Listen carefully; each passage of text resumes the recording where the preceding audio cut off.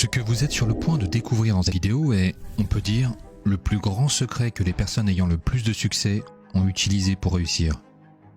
C'est ce secret qui a permis à Kobe Bryant de devenir le meilleur basketteur.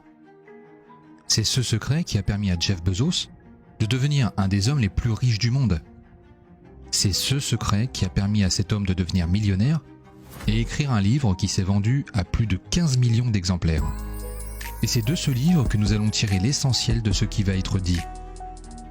Pour que ce secret marche pour vous, vous aurez besoin de minimum 15 minutes par jour pour le répéter quotidiennement. Si vous vous améliorez 1% tous les jours, à la fin de l'année, vous serez 37 fois meilleur dans n'importe quel domaine. Ce n'est pas de la magie. Ce n'est pas une histoire de devenir rapidement. C'est quelque chose qui a fait ses preuves pendant plus de 2000 ans. Si vous le faites, vous ne regretterez jamais d'avoir regardé cette vidéo entièrement. La plupart des gens ne réussissent pas. Ils se fixent des objectifs chaque année et ne réussissent pas à les atteindre. 80% d'entre nous ne prétendent jamais vivre la vie qu'ils veulent, juste parce qu'ils n'arrivent jamais à atteindre les objectifs qu'ils se sont fixés. Et ce n'est pas parce qu'ils ne peuvent pas. Bien sûr qu'ils sont capables d'atteindre leurs objectifs. Mais c'est simplement parce qu'ils n'ont jamais connu le secret que nous allons voir aujourd'hui. L'argent est le résultat de nos habitudes financières. La réussite est le résultat de nos habitudes quotidiennes. La forme physique est le résultat de l'habitude alimentaire et sportive. Tout ce que nous avons dans notre vie est le résultat de quelque chose. La santé est le résultat des bonnes habitudes alimentaires et comportementales. La maladie est le résultat des mauvaises habitudes. Rien n'arrive jamais au hasard. Tout dans cette vie est le résultat de quelque chose. Le monde est régi par la loi de cause à effet. Ce que vous semez est ce que vous récoltez. L'échec est aussi le résultat de quelque chose. Le fait que vous ne réussissiez pas à atteindre vos objectifs est également le résultat de quelque chose. C'est de ça qu'on va parler. Beaucoup de gens se concentrent sur leurs objectifs en oubliant la chose essentielle qui leur permettrait d'atteindre leurs objectifs. C'est la chose la plus importante si vous voulez aller quelque part dans cette vie. James Clear appelle cette chose le système. C'est quoi le système ? C'est l'ensemble des choses que vous faites, volontairement ou involontairement, qui créent la vie que vous avez actuellement. Pour un entrepreneur, par exemple, ça peut être des choses comme lire des livres, se faire coacher, avoir des mentors, créer des nouveaux business, se lever tôt, méditer, se créer des réseaux, rechercher des nouvelles opportunités. Pour un sportif, ça peut être des choses comme s'entraîner plus souvent, manger des aliments sains, bien dormir, faire plus de séances de récupération, développer un mental gagnant. Pour un étudiant, c'est assister généralement aux cours, réviser très fréquemment, être le plus souvent à la bibliothèque, etc. Ces choses que nous avons tendance à négliger quotidiennement constituent ce que James Clear appelle le système. La raison pour laquelle vous n'atteignez pas vos objectifs, c'est parce que vous n'avez pas du tout de système. James Clear dit que si vous mettez de côté vos objectifs et que vous vous concentrez uniquement sur le système que vous avez mis en place, est-ce qu'il est possible pour vous d'avoir du succès ? Et la réponse scientifiquement prouvée est oui, absolument. Un étudiant qui n'a pas l'objectif d'être major de sa promotion, mais qui se concentre purement sur son système, c'est-à-dire qu'il prend le temps de réviser plus que les autres étudiants, qu'il s'assure d'avoir compris tous ses cours, bref, toutes les choses mentionnées avant, va même, sans le vouloir, devenir major de sa promo à cause du système qu'il s'est créé. Un entrepreneur qui n'a pas l'objectif d'être multimillionnaire, mais qui consacre son temps à créer des produits et fournir des services que les gens utiliseraient, va évidemment devenir un jour ou l'autre millionnaire, même sans le vouloir, à cause du système qu'il s'est créé. Prenons l'exemple d'un écrivain qui rêve de publier un best-seller. Au lieu de se concentrer uniquement sur cet objectif, il pourrait mettre en place un système où il s'engage à écrire un certain nombre de mots chaque jour.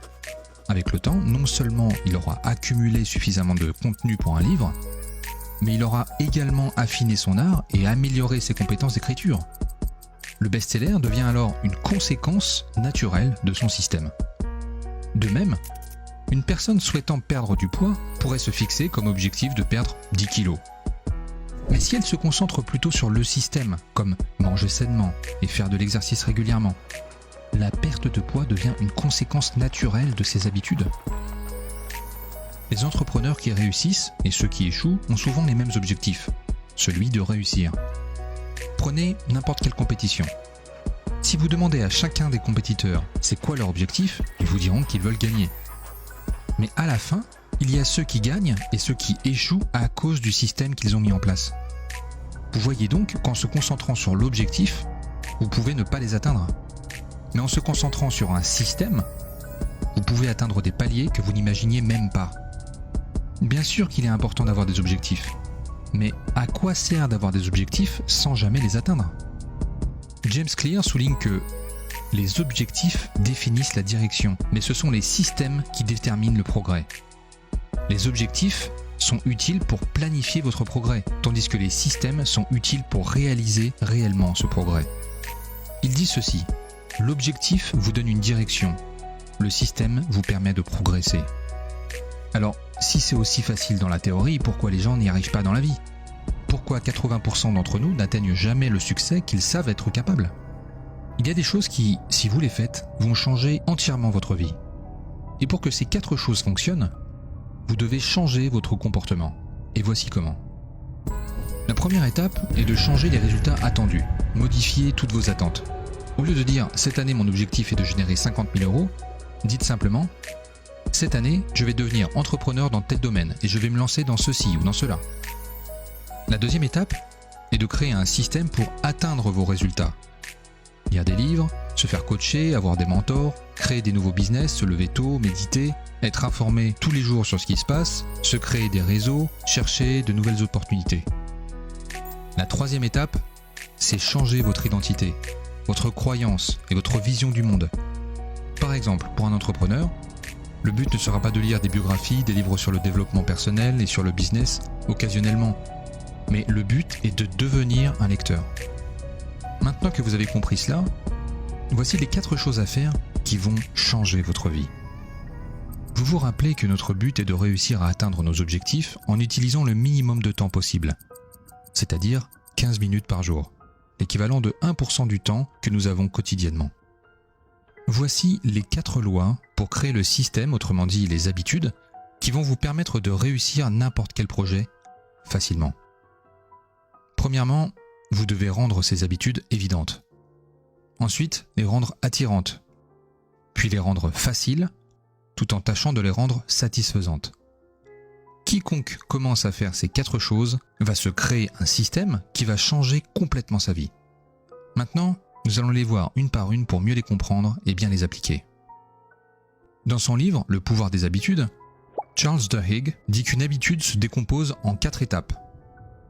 Premièrement, l'appel, qui est le déclencheur qui initie l'habitude. Il peut s'agir d'un événement externe, comme une notification sur votre téléphone, ou d'un sentiment interne, comme la faim ou le stress.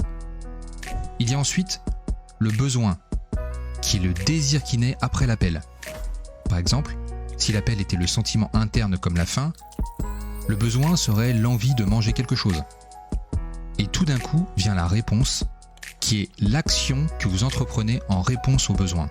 Votre réponse serait par exemple le fait d'aller à la cuisine pour manger un biscuit. Et là, vous recevez une récompense parce que vous avez répondu au besoin. La réponse est le plaisir que vous ressentez après avoir mangé le biscuit. Et elle renforce l'habitude, rendant plus probable que vous répétiez le même comportement à l'avenir en réponse au même appel. Donc si votre objectif est de devenir entrepreneur, le système que vous devez mettre en place pour atteindre cet objectif doit inclure la création des business, la lecture, lire des livres sur le développement personnel, la création d'entreprises, etc. Ce sont des choses essentielles si on veut devenir entrepreneur. Avant toute autre chose, vous devez rendre cette habitude de lire des livres évidente. Comment la rendre évidente ?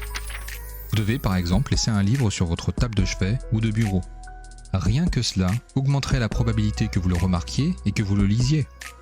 Et la cerise sur le gâteau, c'est que grâce à la loi de la croissance composée des 1%, vous n'avez besoin de le faire que 15 minutes par jour pour être meilleur 37 fois à la fin de l'année. Deuxièmement, il faut rendre l'habitude souhaitée, attirante.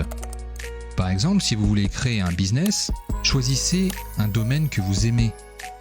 Et rien que cela rendra la création de ce business attirante.